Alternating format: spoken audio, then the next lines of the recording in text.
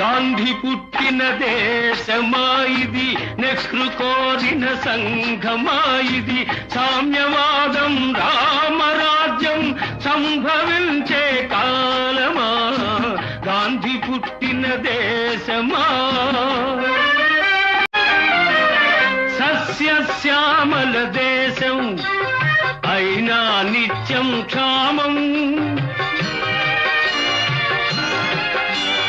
సస్యశ్యామల దేశం అయినా నిత్యం క్షామం.